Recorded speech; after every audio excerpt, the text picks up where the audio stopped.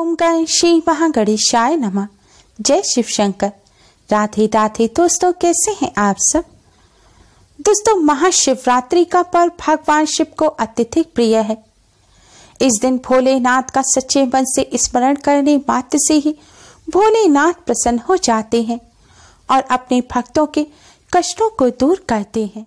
मान्यताओं के अनुसार महाशिवरात्रि के दिन भगवान शिव का पूजन करने से अक्षय पुण्य की प्राप्ति होती है और पूरे साल भर भगवान शिव के व्रत और पूजन करने का पूर्ण फल प्राप्त हो जाता है। महाशिवरात्रि के दिन भक्त भोलेनाथ को प्रसन्न करने के लिए भगवान शिव मां पार्वती की कृपा प्राप्त करने के लिए व्रत भी रखते हैं। इस व्रत को व्रतराज कहा जाता है। महाशिवरात्रि का व्रत करने से जीवन में चली आ रही बड़ी से बड़ी परेशानी दूर होती है और भोलेनाथ की कृपा से जीवन में खुशियां आती हैं। महाशिवरात्रि के पावन पर्व पर भोलेनाथ की कृपा प्राप्त करने के लिए स्नान कर भोलेनाथ का अभिषेक अवश्य करें।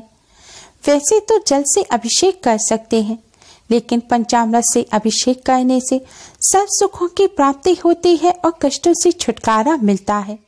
पंचामृत के लिए आप एक पात्र में कच्चा दूध डालें। दोस्तों, ध्यान रखें, आपको उबला हुआ दूध नहीं डालना। कच्चा दूध लेना है और दूध में शुद्ध घी और दही मिलाना है। इसके साथ ही थोड़ी शक्कर और शहद भी मिलाएं। अब इसमें आवश्यकता अनुसार पानी मिलाएं और इस तरह पंचामृत तैयार करें। अब आप इस पंचामृत से भोलेनाथ का अभिषेक करें। हो सके तो भोलेनाथ के मंदिर जाकर भोलेनाथ की शिवलिंग का अभिषेक करें। ऐसा करने से कई गुना अधिक पुण्य फल प्राप्त होता है। शिव पुराण के अनुसार महाशिवरात्रि पर भगवान शिव शिवलिंग के रूप में प्रकट हुए थे, इसलिए आज के दिन भगवान शिव की शिवलिंग का पूजन करना बहुत ही शुभ और मंगलकारी होता है। अगर मंदिर ना जा सके तो अपने घर पर ही भोलेनाथ की प्रतिमा का पंचामृत से अभिषेक करें।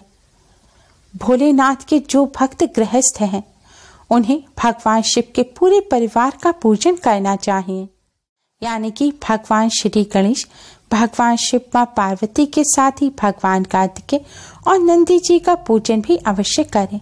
ऐसा करने से परिवार में खुशियां आती हैं, प्रेम बढ़ता है और सुख समृद्धि भी बनी रहती है। दोस्तों, आज के दिन भोलेनाथ का पंचामृत से अभिषेक करने के साथ ही पंचामृत का भोग भी भोलेनाथ को चढ़ाया जाता है। आज के दिन भोलेनाथ को पंचामृत का भोग अवश्य ही लगाएं, लेकिन ध्यान रखें, इस पंचामृत में आपको तुलसी पत्र नहीं डालना, क्योंकि भोलेनाथ के पूजन में तुलसी जी का इस्तेमाल नहीं किया जाता। भोग लगाने के पश्चात अब आप भोलेनाथ का यथाशक्ति पूजन करें। आप शिव पुराण का पाठ भी कर सकते हैं। अगर आप संतान सुख से वंचित हैं तो आपको आज के दिन रुद्राष्टक का पाठ अवश्य करना चाहिए। अगर आपको कोई रोग है या बार बार दुर्घटना होती रहती है या आप ग्रह दोष से पीड़ित हैं तो आप महामृत्युंजय मंत्र का 108 बार जाप करें। आप भोलेनाथ के ओम नमः शिवाय मंत्र का जाप भी कर सकते हैं। महिलाएं नमः शिवाय मंत्र का जाप करें या आप शिव चालीसा का भी पाठ कर सकते हैं। इस तरह भगवान शिव का पूजन करने के पश्चात दोस्तों, आपने भगवान जी को जो पंचामृत का भोग लगाया है उसे प्रसाद के रूप में अपने परिवार सहित ग्रहण करें। दोस्तों, भगवान शिव को लगाया गया यह भोग प्रसाद के रूप में ग्रहण करने से भोलेनाथ की कृपा से मनचाहा वरदान प्राप्त होता है, रोग और कष्ट दूर होते हैं। भोलेनाथ की कृपा से पापों का नाश होता है और जीवन में खुशियां आती हैं। दोस्तों, महाशिवरात्रि के पावन पर्व पर भोलेनाथ का अभिषेक करने के साथ ही भोलेनाथ को बेलपत्र, आग, धतूरा, भांग अवश्य ही अर्पित किए जाते हैं, लेकिन इनके साथ एक और चीज है जो अवश्य अर्पित की जाती है, वह है बेल। आज के दिन भोलेनाथ को कोई और फल अर्पित किया जाए या ना किया जाए, लेकिन बेल अर्पित करना अति आवश्यक है। धार्मिक मान्यताओं के अनुसार आज के दिन भोलेनाथ को बेल अर्पित करने से भोलेनाथ अति शीघ्र ही प्रसन्न हो जाते हैं। महाशिवरात्रि पर बेल के बिना भी पूजन अधूरा रहता है, इसलिए आप आज के दिन भोलेनाथ को बेल अर्पित कर भोलेनाथ का पूजन करें और पूजन के पश्चात इन बेर को प्रसाद के रूप में ग्रहण करें। ऐसा करने से भगवान शिव मां पार्वती की कृपा से घर में सुख समृद्धि बनी रहती है। दोस्तों, आपको ध्यान रखना है कि भोलेनाथ की शिवलिंग पर जो बेर अर्पित किए गए हैं आपको वो नहीं खाने, क्योंकि भोलेनाथ की शिवलिंग पर चढ़ाया हुआ प्रसाद ग्रहण नहीं करना चाहिए।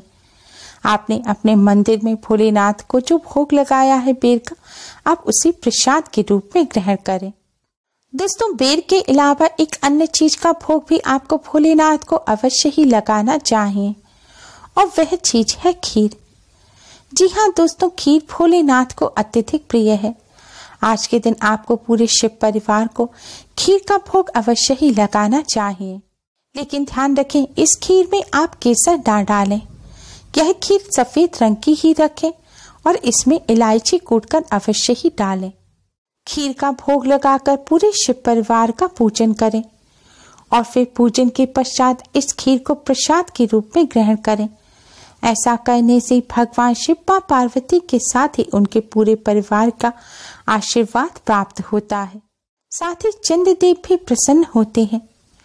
शिव परिवार और चंद्रदेव की कृपा से घर परिवार में आपसी रिश्ते मजबूत होते हैं, रिश्तों में मिठास आती है, दाम्पत्य जीवन भी मधुर बनता है और घर में सुख शांति का माहौल रहता है।